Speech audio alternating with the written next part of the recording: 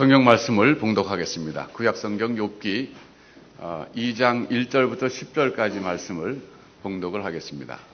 또 하루는 하나님의 아들들이 와서 여호와 앞에 서고 사단도 그들 가운데 와서 여호와 앞에 서니 여호와께서 사단에게 이르시되 내가 어디서 왔느냐? 사단이 여호와께 대답하여 가로되 땅에 두루 돌아 여기저기 다녀왔나이다. 여호와께서 사단에게 이르시되 내가 내 종 욥을 유의하여 보았느냐? 그와 같이 순전하고 정직하여 하나님을 경외하며 악에서 떠난 자가 세상에 없느니라. 내가 나를 격동하여 까닭 없이 그를 치게 하였어도 그가 오히려 자기의 순전을 굳게 지켰느니라. 사단이 여호와께 대답하여 가로되 가죽으로 가죽을 바꾸오니 사람이 그 모든 소유물로 자기의 생명을 바꾸올지라. 이제 주의 손을 펴서 그의 뼈와 살을 치소서. 그리하시면 정령 대면하여 주를 욕하리이다. 여호와께서 사단에게 이르시되 내가 그를 네 손에 붙이노라. 오직 그의 생명은 해하지 말지니라. 사단이 이에 여호와 앞에서 물러가서 욥을 쳐서 그 발바닥에서 정수리까지 악창이 나게 한지라. 욥이 재 가운데 앉아서 기와 조각을 가져다가 몸을 긁고 있더니 그 아내가 그에게 이르되 당신이 그래도 자기의 순전을 굳게 지키느뇨? 하나님을 욕하고 죽으라. 그가 이르되 그대의 말이 어리석은 여자 중 하나의 말 같도다. 우리가 하나님께 복을 받았은즉 재앙도 받지 아니하겠느냐 하고 이 모든 일에 욥이 입술로 범죄치 아니하니라. 아멘. 이 욥기를 우리가 공부하고 있는데요. 오늘은 이제 어떤 주제를 다루려고 하냐면 고난 가운데는 까닭 없이 받는 고난도 있다. 이걸 다루려고 해요. 까닭 없이 받는 고난도 있다. 그 까닭이라는 게 뭐냐면 고난 받을 때는 뭔가 내가 잘못했기 때문에 고난을 받는다. 이게 이제 상식적인 이야기인데 성경 욥기를 보니까 어떤 고난은 잘못 안 했는데도 받는 고난이 있다는 거예요. 까닭 없이 받는 고난도 있다. 여러분, 우리가 보통 고난 당할 때 why라는 질문을 던집니다. 왜 내게 이런 고난이 닥쳐왔느냐? 이제 전통적으로 보면 우리 한국 사람들은 그 고난이 닥쳐왔을 때 왜 왔지? 그랬을 때 이해가 안 되면 팔자야 이렇게 하고 넘어가세요. 제일 간단한 거예요. 팔자다. 의외로 여러분 그 사상이 굉장히 강해요. 우리 한국 사람들한테. 제가 거제도에 가다가 아주 오래전에요. 20년도 더 됐어요. 거제도에서 차를 몰고 가다가 길거리에 그 시골길인데 개를 이렇게 줄에다 길게 묶어놨어요. 그 집이. 그러니까 찾길에 막 나올 수 있도록 묶어놓은 거라 밭일을 하고 있는데 근데 제가 지나갔는데 그 개가 뛰쳐나와갖고 저를 막 짖다가 제 차에 부딪혀서 죽었어요. 제가 최초의 대형 교통사고 낸 건데 섰죠. 사실은 제 잘못은 없습니다. 저는 그냥 지나갔을 뿐이에요. 근데 개가 뛰쳐나온 거예요. 근데 개가 죽더라고요, 금방. 저도 개를 굉장히 사랑하거든요. 어떤 사람은 개를 너무 사랑해서 막 먹는데 저는 못 먹어요. 근데, 내렸는데 막 어떤 아주머니가 우는 거예요, 주인 아주머니가. 근데 그 옆에 또 다른 아주머니도 일하고 있었어요. 그랬더니 막 울어서 저는 처음에는 개가 너무 불쌍해서 우는 줄 알았어요. 그랬더니 그게 아니라 지금 개가 이게 죽은 지 벌써 3번째래, 이 집이. 최근에. 남편한테 야단 맞을까 우는 거예요. 도대체 당신은 왜 개도 하나 간수 못하냐 이렇게 할까봐.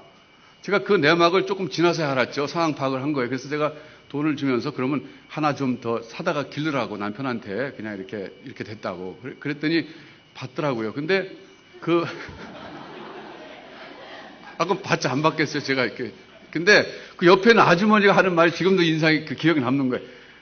위로하는데 저기 당신네 집은 개가 안 되는 팔자야. 그러더라고요.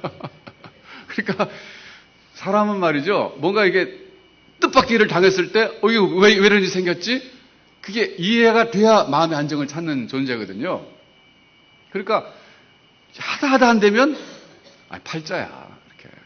근데 우리나라 사람들은요, 의외로 운명론이 강합니다. 팔자가. 제가 아주 고전 옛날에 우리 학교에서 숙제를 줘서 읽었던 그 고전 스토리 가운데 이런 얘기가 있어요. 어느 도사가 어느 부잣집을 지나가다 이렇게 보니까, 그런 거 있잖아요. 왜 이렇게. 이 집에 기운이 서렸다가 들어가갖고 주인을 만나갖고 당신 아들이 몇 년, 몇 월, 몇 시에 물에 빠져 죽을 팔자다. 이렇게 예언한 거예요. 그러니까 이 부잣집 주인이 놀래가지고 자기 아들 물에 빠져 죽는다니까 절대 이제 그날은 물에 안 내보내려고 막 그런 거예요. 보호하려고. 근데 결국은 그날에 그 방 안에 있던 가들이 죽었어요. 어떻게 죽었냐면 물에 빠져 죽는다 그러니까 물도 컵에다 안 주고 이 접시에다 줬거든요. 근데 접시에 코 박고 죽었대요. 근데 그거 읽을 때 옛날에 야, 도대체 이게 뭔가 이게 사람의 운명이라는 게 정해져 있나?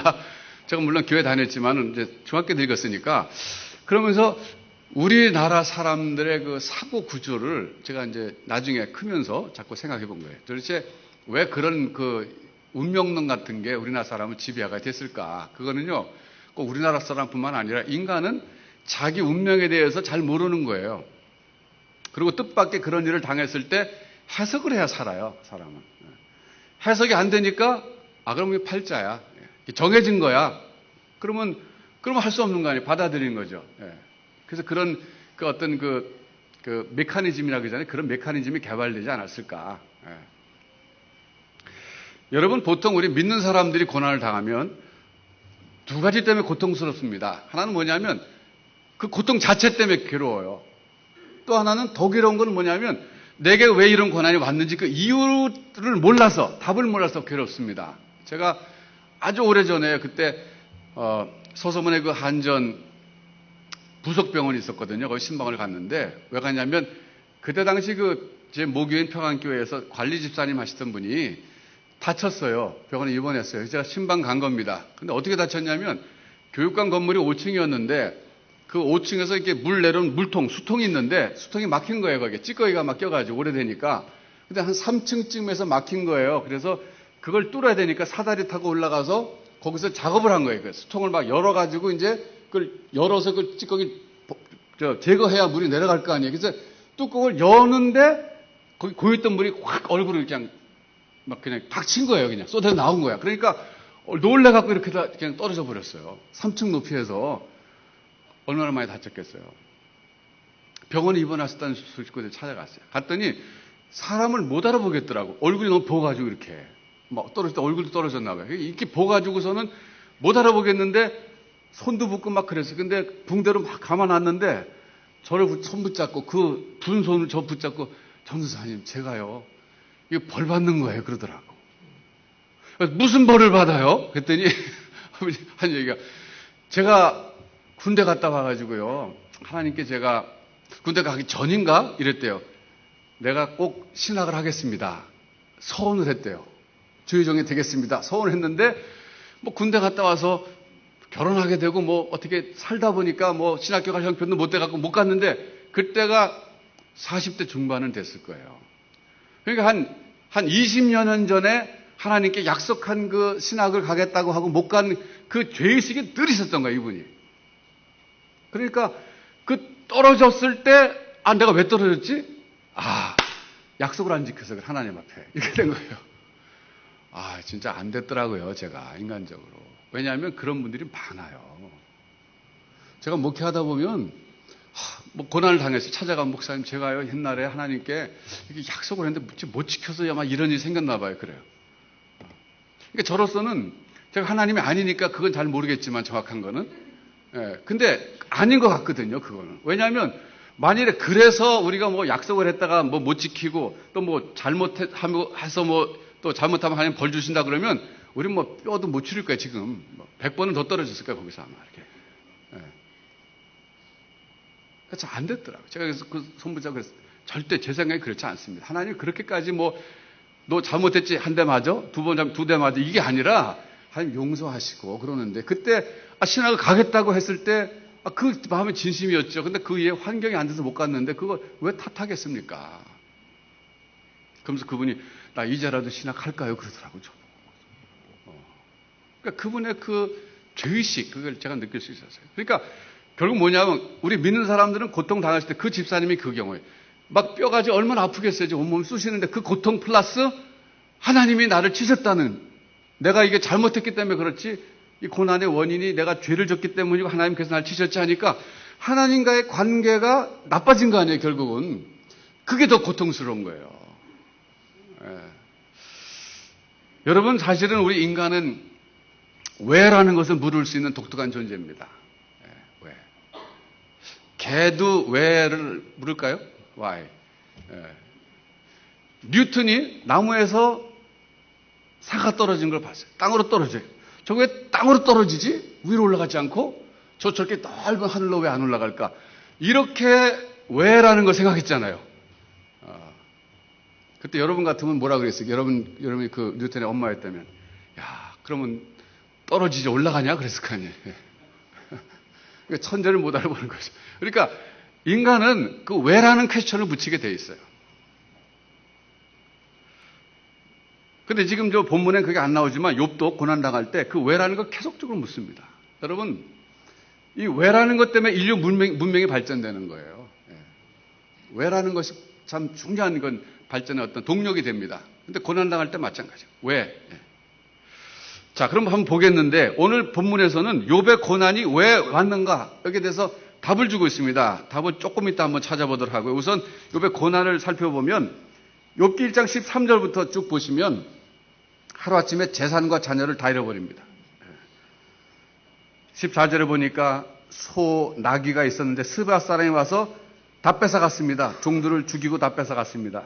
그 다음에 16절에 보니까 하늘에서 불이 내려왔는데 양과 종을 다 살라버렸습니다. 그 다음에 갈대 사람이 와가지고 약들을 다 뺏어가고 종들을 다 죽였습니다. 18절에 아직 말할 때 와서 이번에 당신의 자녀들이 집이 무너지면서 다 죽었습니다. 그런 거예요. 참 이런 고난을 당했어요. 근데 욥이 왜 이런 고난을 당했을까? 욥은 몰라요. 근데 모르는데 욥이 보인 반응을 보면 20절에 욥이 일어나 겉옷을 찢었다 그랬습니다. 겉옷을 찢는 것은 마음이 찢어진 것을 상징적으로 보여주는 행위예요. 겉옷을 찢었어요. 머리털을 밀었습니다. 슬픔을 나타내는 표현 방식입니다. 땅에 엎드려서 놀랍게도 원망하는 게 아니라 경배합니다. 참으로 욥이 놀라운 그 반응이에요. 내가 모태에서 적신이 나와 싸운즉 또한 적신이 그리로 돌아가올지라 주신 자도 여호와시요 취하신 자도 여호와시오니 여호와 이름이 찬송을 받으실지니이다 하고 이 모든 일에 욥이 범죄하지 아니하고 하나님을 향하여 어리석게 원망하지 아니하니라. 참 어려워요, 여러분. 이런 반응 보기가 어렵습니다. 여기서 끝난 게 아니에요, 근데.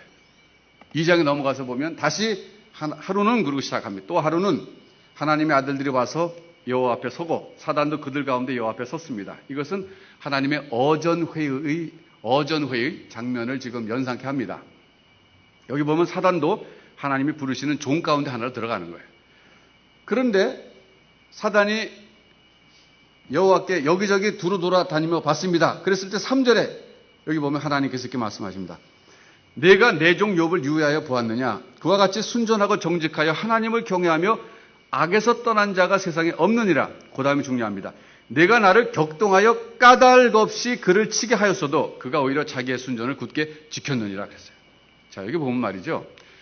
욥이 고난당한 이유에 대해서 하나님께서 분명히 밝혀주시는데 이건 까닭 없이 당한 고난이다 그렇게 말했어요. 다시 말하면 욥이 잘못했기 때문에 받은 고난은 아니다 하는 걸 분명히 밝혀주신 거예요.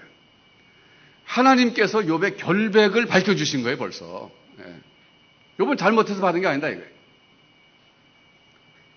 그러면서 또 한 가지 흥미있는 것은 여기 보면 내가 나를 격동하여 그를 치게 하였어도 그랬어요. 그러니까 욥이 고난당한 것은 사탄이 그렇게 했지만 사실은 하나님 말씀하시기를 궁극적으로는 하나님이 욥을 치셨다 이렇게 말씀하고 있어요. 그러니까 하나님의 허락하여 했기 때문에 결국은 하나님이 욥을 치신 것이라고 하나님 자신이 분명히 말씀하고 계신 거예요. 실망스럽죠. 저는 실망스럽습니다. 차라리 사탄이 졌다 그러는 게 낫지. 하나님께서 왜 사랑하는 자녀를 사탄이 치는 거 허락하셔서 치게 하셨을까? 보호해 주셔야지. 우리 그렇게 생각하는 거예요. 그래서 실망스럽습니다. 근데 여러분, 여기서 우리가 정리해야 될 게 뭐냐면 하나님의 주권이라는 개념이에요. 하나님의 주권. 하나님께서 주권적으로 결정하셔서 허락하신 것이고 그래서 결국은 하나님께서 그를 치신 것처럼 돼버린 거예요. 하나님의 주권에 대해서는요, 제가 청소년 시절에 처음 듣고 그 개념을 이해하는데 굉장히 고통스러웠던 그런 경험이 있습니다. 하나님의 주권과 인간의 절대 자유의지, 이 두 가지 개념이 서로 있어요. 하나님의 주권과 인간의 자유의지. 근데 이 두 가지에 대해서 성경은 다 말합니다. 하나님은 절대 주권자이시다. 하나님의 뜻대로 모든 걸 다 하신다. 이렇게 얘기하고 있고, 또 하나는 인간은 그러나 자유의지를 가진 존재다. 그래서 자기의 모든 도덕적 행동에 대해서 책임을 져야 된다 이거예요. 두 가지 모순입니다. 논리적으로 모순이에요. 논리적으로. 제가 10대 후반하고 20대 초반에 이걸 해결하기 위해서 굉장히 고민했어요. 예수 믿으면서. 도대체 그럼 하나님이 모든 것을 결정하시고 주권적으로 해나가신다면 인간의 책임이 어디 있는가? 하나님 다 책임지셔야지. 이렇게 논리적으로 되잖아요. 근데 성경은 또 그렇게 말하네요. 하나님은 죄를 조장하신 분이 아니시고 죄를 창조하신 분도 아니라고 말해요. 그러니까 만물을 창조하셨지만 죄는 아니라고 말하는 거예요. 그러니까 여기서 모순이란 말이에요. 제가 이걸 해결하는데 몇십 년 걸렸어요, 사실은. 아직까지 100% 해결은 안 됐지만 제 나름대로 해결한 것은 두 가지를 찾아냈습니다. 하나는 뭐냐면 하나님에 대해서 내가 다는 모르지만 한 가지 분명히 아는 것은 있다. One thing I know. 한 가지 분명히 아는 것은 있다. 왜? 보지 못하던 사람이 봤을 때, 눈 떴을 때 사람들이 그분이 메시아라고 생각하느냐, 그리스도라고 생각하느냐, 그러니까 나는 그런 건 몰라도 내가 one thing I know, 내가 한 가지 분명히 아는 것은 내가 전에는 소경이었다, 지금 보는 거, 그거 내가 분명히 압니다. 그랬잖아요. 참 그 교묘하게 잘 빠져나갔어요. 그러나 그게 진실이었습니다. 거기서 제가 그걸 인용해갖고 내가 답을 한다면, 전 하나님이 어떤 분인지 다는 모르겠어요. 그러나 한 가지 분명히 아는 것은 one thing I know, 하나님은 우리를 사랑하는 사랑의 하나님이라는 사실을 압니다. 저게 그게 굉장한 답이었어요. 어느 정도로 사랑하시냐면은 그 아들 예수 그리스도를 죄인의 모습으로 보내셔서 대신 십자가에서 못 박혀서 죽이실 만큼, 그래서 우리를 구원하시는 만큼 우리를 사랑하시는 사랑의 하나님이라는 사실을 깨달았을 때 전 하나님의 절대 주권 문제를 넘어갈 수 있었어요. 내가 다는 모르겠다, 이게 하나님 절대 주권에 대해서. 그러나 한 가지 내가 분명히 하는 것은 그럼에도 불구하고 하나님은 사랑의 하나님이시다. 나를 사랑하시는 하나님이시다. 그거예요. 두 번째, 그 문제를 극복할 수 있었던 두 번째 대안은 뭐냐면,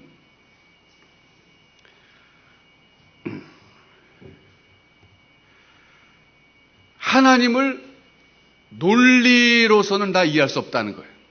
논리. 여러분, 논리라는 것이 하나님의 절대 주권과 인간의 자유의지는 논리적으로 부딪히거든요. 맞지가 않아요. 그러니까 모순이 그거잖아요. 이 창은 뭐든지 다 뚫습니다. 이 방패는 아무 곳에서 뚫리지 않습니다. 그게 모순이잖아요. 그게 모순이거든요. 그런데 하나님 절대 주권이 있습니다. 인간의 자유의지가 있습니다. 모순이거든요. 근데 제가 어떻게 이걸 넘어갔냐면 그 논리라고 하는 것도 피조물인 것을 알았을 때 넘어갈 수 있었어요. 논리라는 것은 하나님 만드신 그것도 일종의 형체가 없는 것이지만 그것도 피조물이에요. 그러니까 시간과 공간, 이것도 피조물입니다. 하나님 시간과 공간을 뛰어넘으시는 분이시고 넘어서 존재하신 분이시고, 논리라고 하는 것도 인간, 시간과 공간 속에서 살아가는 인간에게 이해하는 방식일 뿐이지 하나님의 세계 전체를 논리로 이해할 수는 없습니다.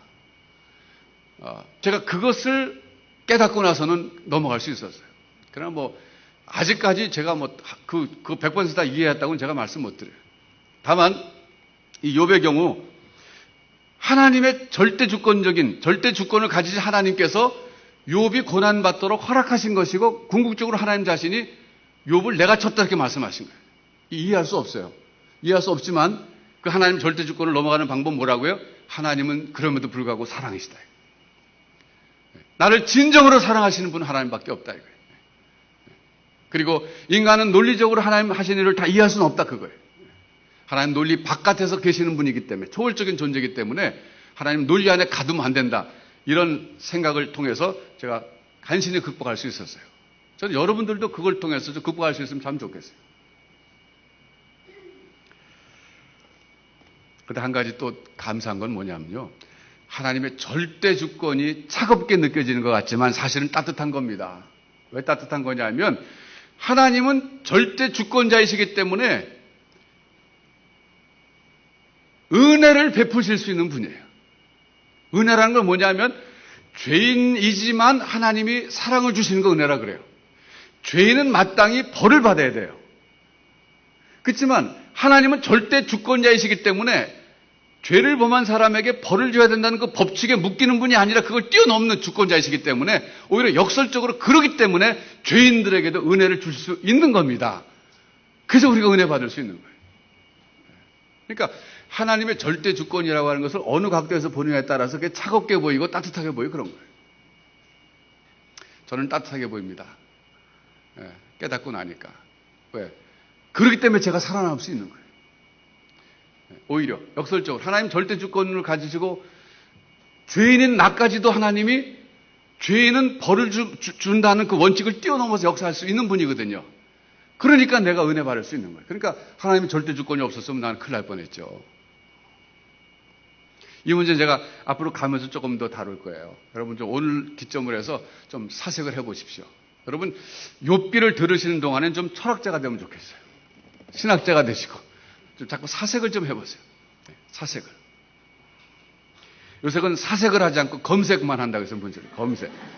모르면 전부 구글에게 가서 물어보고 구글 선생님한테 검색만 하고 좀 본인이 사색을 해야 되는데 큰일 났어요 지금 우리. 너무 지금 단순해져요 사람들이.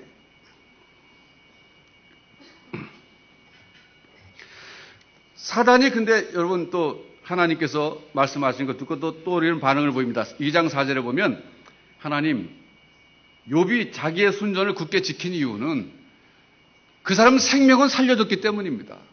그 사람 몸에는 손을 대지 않았기 때문입니다. 사람이 가죽으로 가죽을 바꾼다. 이건 그 당시 상업적 용어랍니다. 사람이 물물 교환할 때 가죽 대 가죽으로 상응하는 것을 바꿨는데 이 말을 인용한 이유는 욥의 생명과 바꿀 수 있는 것은 없었기 때문이라는 거예요. 자기 자식마저도 재산마저도 욥의 생명보다는 바꿀 수 있는 것이 아니었기 때문에 원망하지 않았다. 그런 뜻으로 인용한 겁니다. 그럴 때 사탄이 제안한 게 뭐냐면 그의 뼈와 살을 치소서. 그러면 욕할 겁니다. 그랬을 때 하나님이 생명에만 손대지 말고 해봐라 그랬어요. 그랬더니 사단이 가서 실제로 보니까 발바닥에서 정수리까지 악창이 나게 한지라. 이걸 흔히 상피병으로 해석합니다. 어떤 사람은 바그다드 병이라고 명명한 사람도 있어요. 근데 상피병은 코끼리 상자에다가 피부 피자 해갖고 코끼리가 이렇게 피부가 코끼리처럼 두꺼워지는 거예요. 그러니까 이제 기와 조각을 가지고 긁었다 그랬잖아요. 8절에 기와 조각. 얼마나 이 피부가 단단하게 됐고 가려우면 기와 조각을 갖고 기르겠어요. 긁겠어요. 그랬더니 아내가 이렇게 얘기합니다. 당신 이런 지경이 됐는데도 하나님에 대한 신앙을 지키느냐. 차라리 하나님 욕하고 죽어라. 욕하고 죽자. 여기에 대해서 욥은 또 아내에 대해서도 인내를 보입니다. 당신이 너무 고통스러우니까 그런 말 하는데 내가 이해는 하지만 그건 어리석은 말입니다. 우리가 하나님 앞에 복도 받았는데 하나님께로부터 복도 받았는데 이 재앙도 받는 게 이게 공평한 거 아니겠습니까? 하나님 원망하면 안 됩니다. 그렇게 말하면서 입술로 범죄치 아니하니라 10절 이렇게 끝났어요. 자, 여러분 한번 보세요. 욥은 말이죠. 참 억울한 사람이에요. 왜냐하면 차라리 첫 번째 고난 당했을 때 하나님 원망했으면 두 번째 고난 받았을까요? 안 받았을까요? 예? 안 받았죠. 왜냐하면 사탄이 더 이상 얘기할 게 없잖아요. 고 보세요. 하나님 맞잖아요. 내 말이. 그렇게 됐을 거 아니에요. 근데 첫 번째 고난 당했을 때 욥이 아주 우직할 정도로 하나님 원망하지 않았거든요. 그러니까 그 정도로 고난 당했는데 원망하지 않고 참았으면 복을 받아야 될 거 아니에요. 복을. 근데 복을 받기는커녕 더 엄청난 고난을 또 받은 거예요. 참 이게 이해가 안 돼요. 근데 어떻게 해서 욥이 그렇게 첫 번째 고난을 받았지만 원망하지 않을 수 있었냐면 그건 욥과 하나님과의 관계가 제가 지난 시간에 말씀드렸지만 이해 관계가 아니라 신뢰 관계였기 때문에 가능했던 거예요. 여러분 제가 이제 색다른 개념을 소개해드렸거든요. 신앙은 관계다. 정의를 이렇게 내렸어요. 이렇게 정의 내리는 사람은 거의 드물 거예요. 제가 이 교육학을 했기 때문에 이런 해석이 가능해요. 제가 생각해봐도 좀 새로워요. 신앙은 관계예요. 그런데 하나님과의 관계인데 그런데 그 관계가 출발할 때는 우리가 이해관계로 출발합니다. 보통은. 이해관계가 뭐냐면 give and take예요. 내가 하나님께 헌금을 하고 이 정도 봉사를 드리면 하나님 나에게 복을 주실 거야. 우리 가정에 복을 주실 거야. 이건 give and take예요. 나쁜 관계입니까? 정당하게만 하면 나쁜 거 아니에요. 줄 건 주고 받을 거 받으면 되는 거예요. 그게 give and take. 그게 이해관계입니다. 그렇게 신앙을 출발할 수 있어요. 그런데 시간이 가면서 하나님과 우리의 관계가 신뢰관계로 발전해야 됩니다. 아마 여러분 이런 경험하실 거예요. 직장이나 사업을 하시다가 보면 이해관계로 처음에 사람 만났어요. 근데 1, 2년 지나다 보니까 진짜 사람이 좋아요. 그러면 정말 친구가 됩니다. 그런 관계 경험해 보셨죠? 그런 관계 경험하지 못했다면 그 불행한 인생 살고 계신 거예요, 지금. 사람이 정말 사람을 행복하게 만들어주는 건 관계입니다. 예를 들어서 이게 루아 커피라 그래도요, 혼자 마시면 맛없어요. 5만 원짜리라면 루아 커피가. 둘이 마실 때 맛있는 거예요, 같이. 더군다나 더 마실 때는 나는 루아 커피, 저 사람 아메리카노. 이렇게 할 때. 사람은 관계 속에서 행복을 느끼는 거예요. 그러니까 하나님과의 관계가 처음에는 그게 이해관계로 출발했지만 시간이 가면서 신뢰관계로 바뀌어야 돼요. 바뀔 수밖에 없어요. 그거는. 바뀌어야만 됩니다. 그게 정상이에요. 그런데 비즈니스나 이렇게 직장에서는 이해관계로 출발해서 계속 이해관계로 끝날 수 있어요. 신뢰관계까지 가기 어려운 사람들이 있잖아요. 하나님과는 반드시 신뢰관계로 갈 수밖에 없어요. 왜? 믿을 만한 분이거든요. 그거는. 처음부터 신뢰관계로 출발하면 너무 좋죠. 그러나 그건 좀 어려워요. 그렇게. 처음부터 하기는. 그러니까 특별한 은혜 받으면 그게 되긴 돼요. 여러분도 하나님과의 관계가 이해관계를 넘어서서 신뢰관계로 발전하시기를 주님의 이름으로 축원합니다. 그렇게 하셔야 돼요. 제가 지난 시간에 말씀드렸잖아요. 처음 설교할 때 어느 권사님 얘기했죠.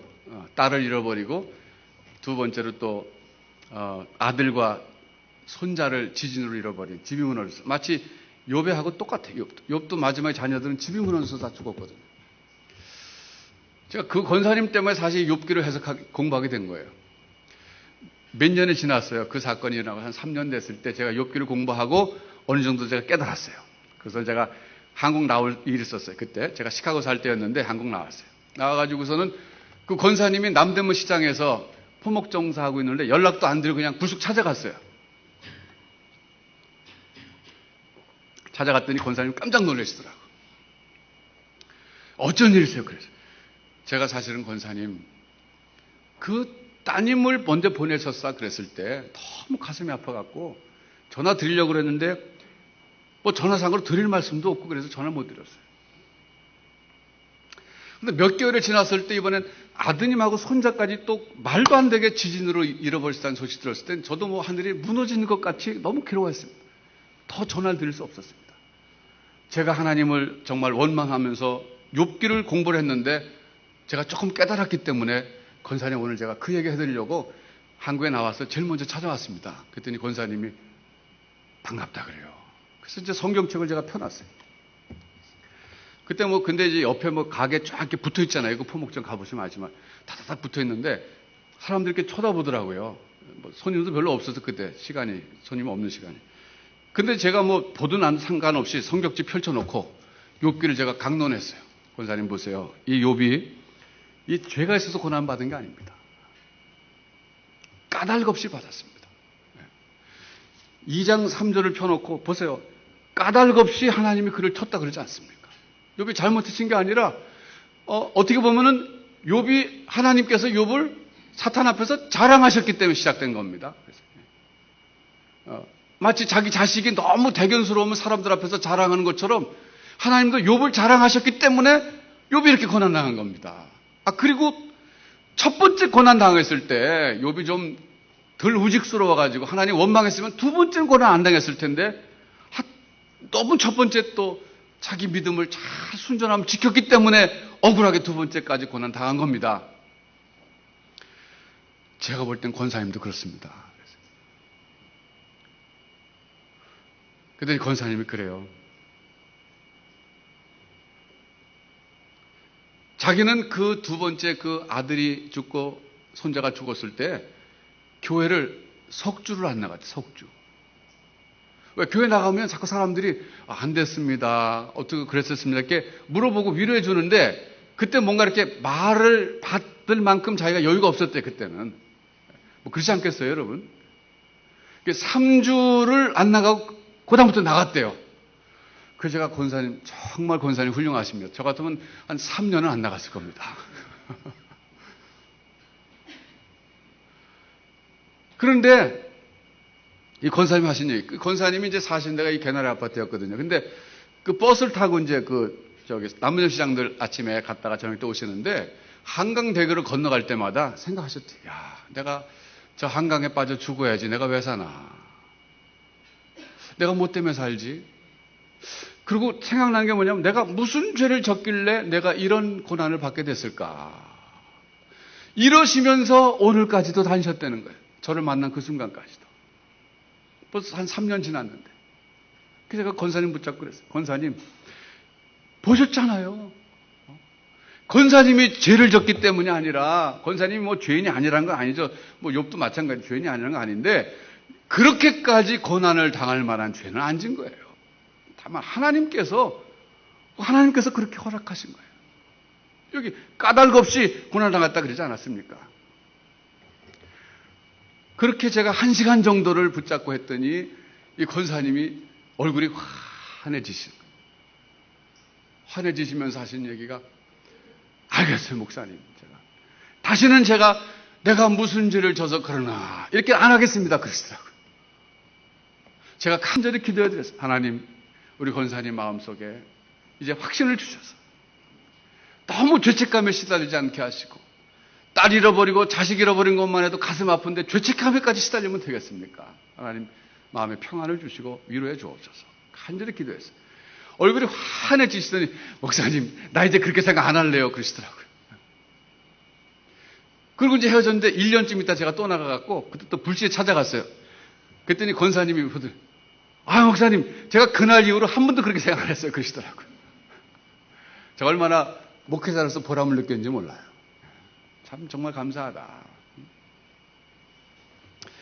여러분, 이 성경을 보면 말이죠, 고난에 대해서, 이런 고난에 대해서 그 원인을 분석해서 얘기해 주는데, 보통 사람들은 단순하게 두 가지 생각합니다. 그러니까 그 나면서부터 소경된 사람 놓고 제자들이 예수님에게 질문하지 않았습니까? 선생님, 여기 나면서부터 소경된 사람이 있습니다. 이건 분명히 고난이잖아요. 재앙인데, 그러면 이 사람의 죄입니까? 아니면 부모의 죄입니까? 이렇게 물어봤잖아요. 그 두 가지가 흔히 우리 인간이 고난에 대해서 던질 수 있는 질문이에요. 그러니까 나면서부터 소경됐다는 것은 죄를 질 시간이 없었다는 거예요. 근데 어떻게 소경이 됐지? 그러니까 그럼 이 부모가 잘못했구나, 이렇게 된 거예요.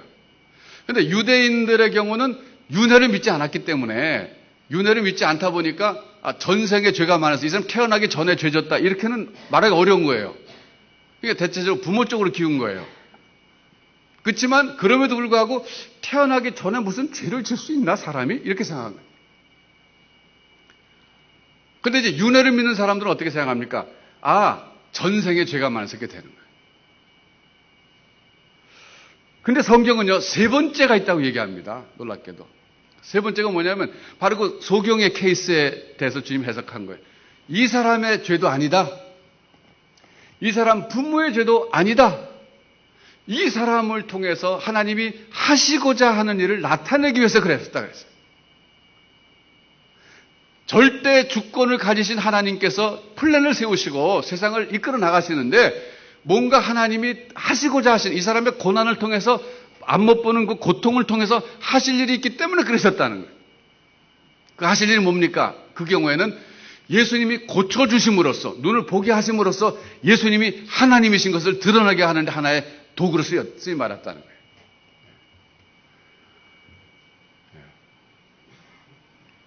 그러니까 성경은 그렇게 제3의 경우를 말하고 있어요. 여러분 보세요. 제가 전에도 불교를 비교해서 말씀드렸지만 오늘 다시 한번 합니다. 불교의 경우는 철저하게 인과응보입니다. 그러니까 나면서부터 소경됐다 하면 그건 전생에 업이 많았을 게 돼요. 그거는 100이면 100 그렇습니다. 그래서요, 그거는 제가 지난번에 disappointment with God 그랬잖아요. 하나님께 실망함 얘기했지만 disappointment with 부처님 이건 없어요. 부처님은 나면서부터 소경된 사람이 와서 내가 왜 이랬습니까? 그러면 너 전생에 죄가 많아서 그래. 그러면 그 책임은 뭐예요? 본인에게 있는 거예요. 그러니까 자유의지적인 존재로는 인정합니다. 근데 부처님이 절대 주권을 가지고 세상을 통치하시는 것으로 말씀 안 하신다고요. 그 차이점이 있어요. 네.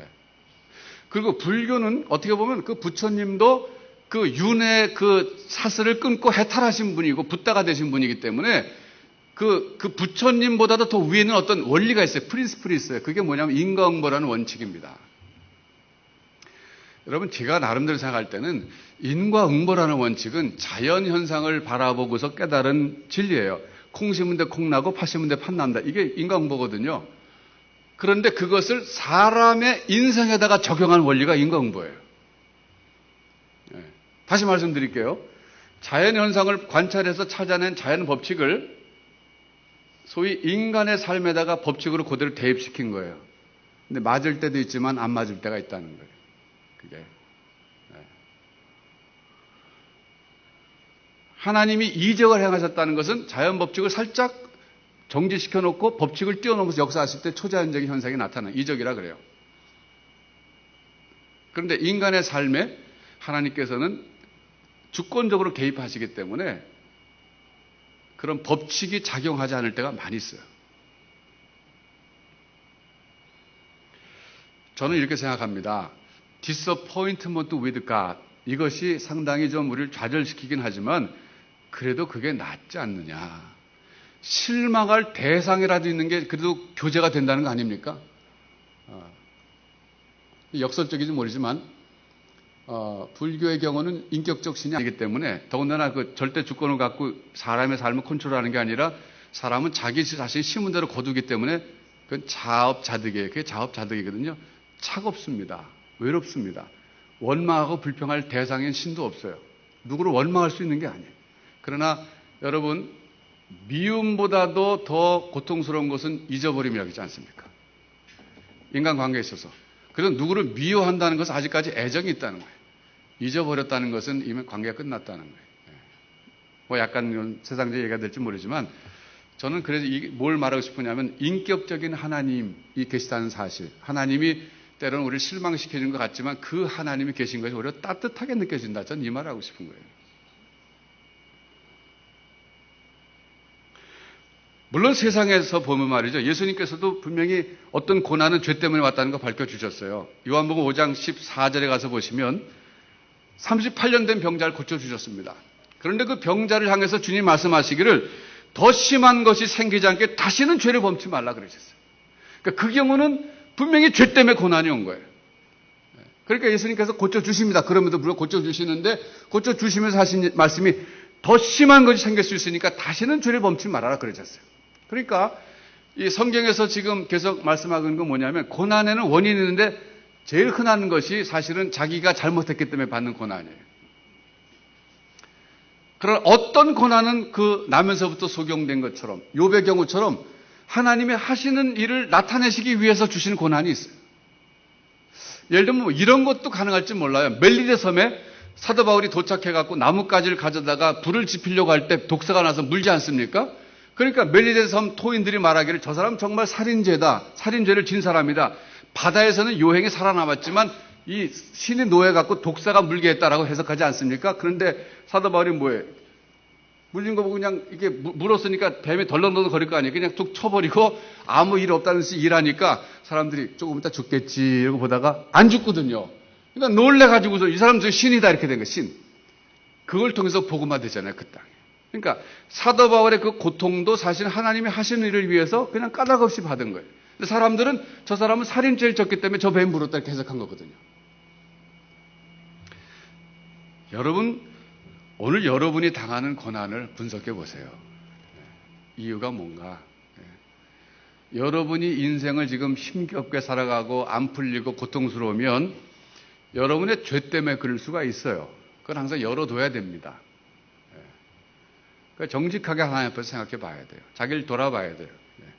그러면 그건 회개하면 됩니다. 여러분 그럴 때라도 낙심하지 마세요. 아, 이건 내 죄 때문에 내가 잘못해서 그렇구나. 그럴 때는 하나님 앞에 나가서 은혜를 구하세요. 용서를 구하세요. 그러니까 하나님이 절대 주권을 가졌기 때문에 하나님은 죄인이지만 용서를 구할 때 용서해 주실 수 있고 은혜 베풀 수 있는 거예요. 그래서 여러분 깊은 회개가 중요한 거예요.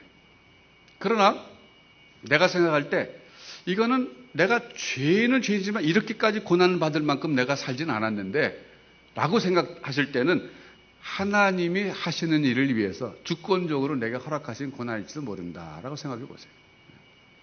네.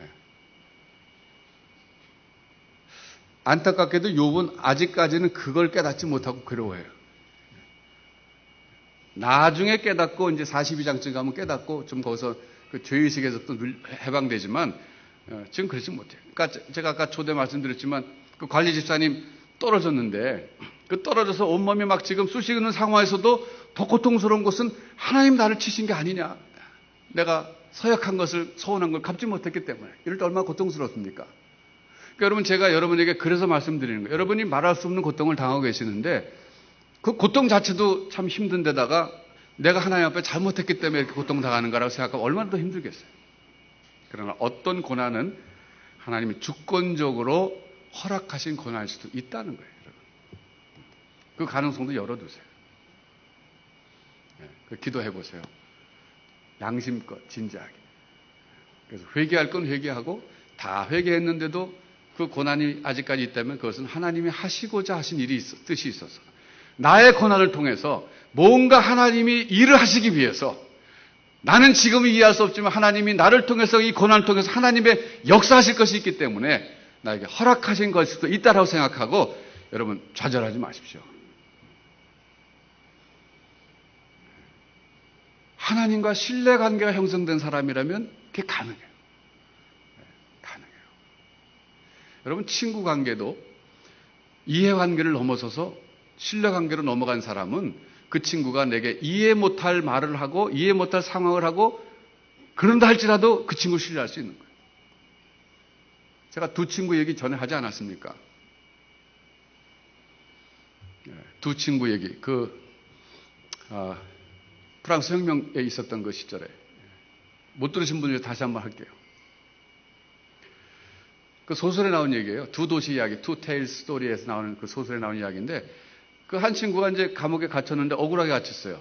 죄가 없는데. 근데 사형 선고가 떨어졌습니다. 그래서 이제 죽을 날짜가 다가오는데 마지막으로 간수에게 부탁합니다. 내가 어머니를 한 번만 보고 와서 죽겠습니다.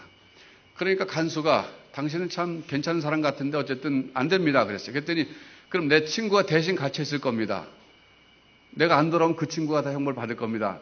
그래서 막 그 당시에 됐던 모양이에요. 사회적으로. 친구가 대신 갇힙니다. 그래서 이제 이 친구가 어머니를 보러 가서 언제까지 돌아오기로 약속했는데 돌아온 시간이 돼도 안 돌아오는 거예요. 그러니까 감옥에 갇힌 사람 보고 친구 보고 간수가 놀리는 거예요. 네가 믿은 네가 바보지. 세상에 죽겠다고 돌아오는 친구가 어디 있겠냐. 너 속은 거다. 그러니까 자기는 아니더라는 거예요. 반드시 이 친구는 올 거다.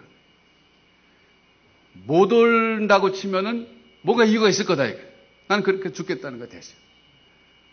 그런데 그 친구가 사형 선고를 이제 사형을 집행하려고 사형장에 끌어나가서 거의 집행하려고 그럴 때 막 친구가 달려오는 거예요.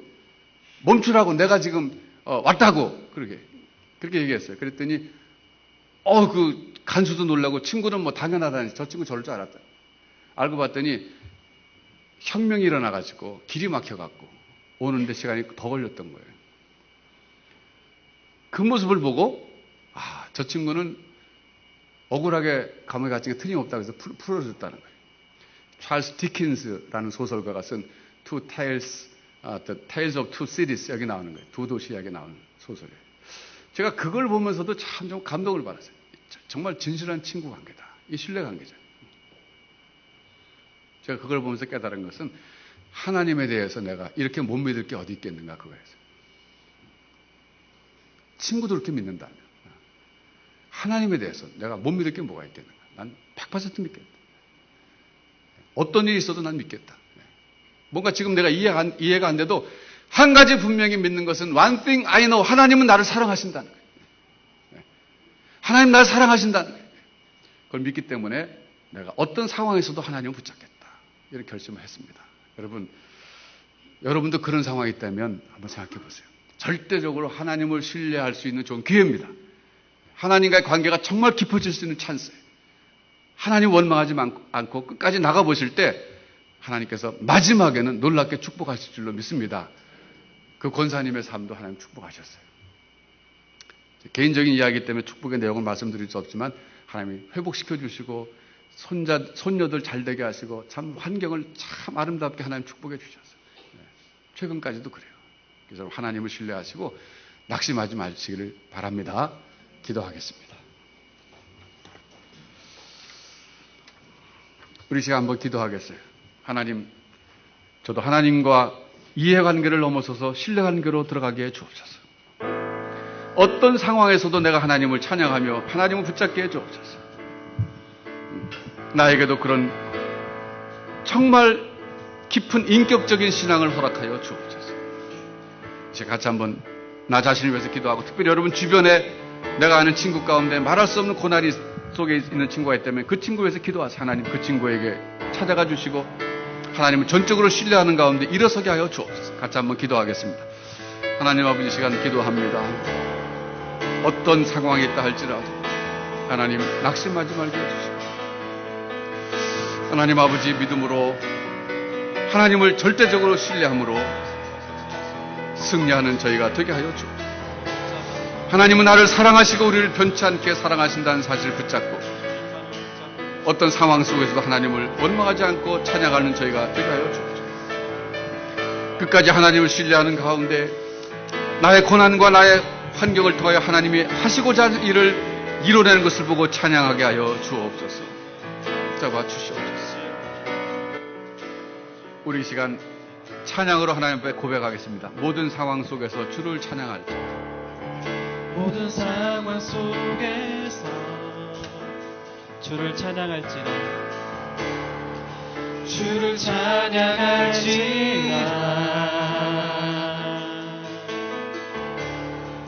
주는 너의 큰 상급,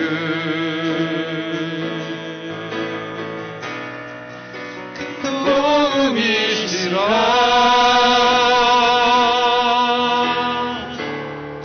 주의 얼굴 구할 때 주의 영을 부수사 크신 사랑 안에서 주를 보게 하소서. 내 영혼이 확정되고 확정되었사오니 믿음의 눈 들어 주를 바라봅니다. 내 영혼이 확정되고 확정되었사오니 믿음의 눈 들어 주를 바라봅니다. 다시 한번 고백하겠습니다. 모든 상황 속에서 주를 찬양할지라. 주는 너의 큰 상급, 주는 너의 큰 상급, 큰 도움이시라. 주의 얼굴 구할 때 주의 얼굴 구할 때 주의 영을 부사 크신 사랑 안에서 주를 보게 하소서. 주를 보게 하소서.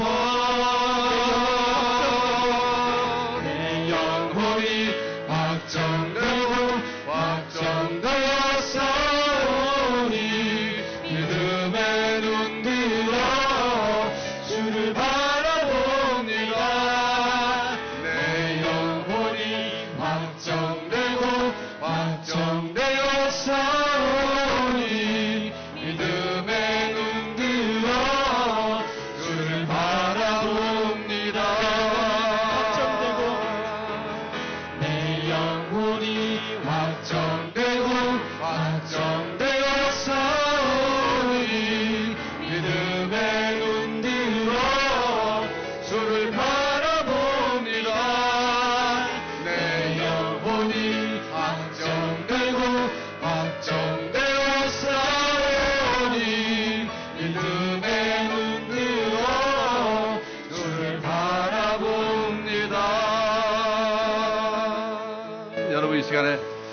여러분의 결심과 헌신을 하나님 앞에 한번 보여드려 보십시오. 하나님, 제가 확정됐습니다. 믿음의 눈을 들어서 주만 바라보겠습니다. 내가 이해돼서 믿는 것이 아니라 하나님을 신뢰하기 때문에 믿겠습니다. 하나님 믿습니다. 저에게 더 확신을 허락해 주시고 제 발을 반석에 세워주실 줄로 믿습니다. 이 시간 다시 한번 우리의 결심과 헌신을 주님 앞에 고백하면서 하나님의 은혜를 구하는 기도를 한번 하겠습니다. 기도하겠습니다. 하나님 아버지, 이 시간 하나님 앞에 내 자신을 온전히 나의 마음과 나의 생각을 주님 앞에 온전히 초점을 맞추면서 전적으로 신뢰합니다. 내 마음에 확정된 것이 흔들리지 않게 하여 주옵시고 내 발을 반석에 세워주사 하나님을 찬양케 하여 주옵소서. 하나님이여, 나의 결심과 나의 소원이 온전히 이루어지도록 성령께서 붙잡아 주시고 믿음의 눈을 들어 주를 바라보며 승리하는 저희가 되게 하여 주옵소서. 새 힘을 주시고 새로운 깨달음 주시고 주의 평안을 충만케 허락하여 주옵소서. 우리 시간 찬양으로 다시 한번 주님 고백하겠습니다. 주의 사랑을, 주의 선하심, 주의 은혜를 생각해보라. 주의 사랑을, 주의 선하심을, 주의 은혜를 생각해보라. 주의 은혜를 생각해보라. 하늘보다 더 높으신 아버지의 사랑 크고 놀랍네.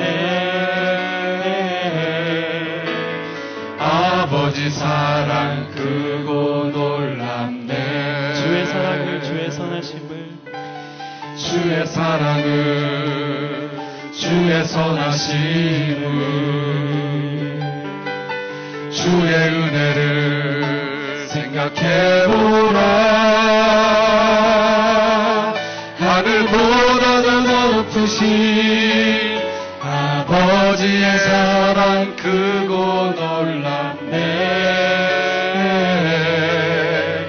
아버지 사랑 크고 놀랍네. 아멘. 내 어찌 그 사랑 잊으리. 내 어찌 주의 긍휼 잊으리. 내 영혼의 모든 소원 만족시킨 하나님. 나 길을 잃고 헤맬 때, 나 길을 잃고 헤맬 때 그 사랑 날 찾아내셨네. 그 사랑 날 찾아내셨네. 내 영혼의 모든 소원 만족시킨 하나님. 주의 사랑은, 주의 사랑을, 주의 선하심을, 주의 은혜를 생각해보라. 하늘보다 더 높으신 아버지의 사랑 크고 놀랍네.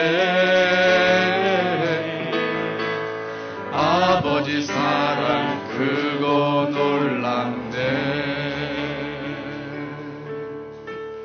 기도하겠습니다. 하나님 아버지, 예수 그리스도를 보내셔서 우리 대신 십자가에 못 박혀 죽이시고 우리를 구원해 주신 그 하나님 아버지의 놀라우신 사랑이 우리를 감싸게 하여 주옵소서. 거기에 우리가 취하게 하여 주옵소서. 그리하여 당장은 이해할 수 없는 고난을 당한다 할지라도 그것 때문에 넘어지지 말게 하시고 하나님의 사랑이 원동력이 되어서 믿음의 행진을 계속하는 저희가 되게 하여 주옵소서. 하나님 아버지와의 관계가 얄팍한 이해관계를 넘어서서 절대적인 신뢰관계로 발전하게 하여 주옵소서. 절대적으로 하나님을 신뢰함으로 어떤 상황 속에서도 믿음으로 찬양하며 승리하는 저희가 되게 하여 주옵소서. 예수님의 이름으로 기도하옵나이다. 아멘.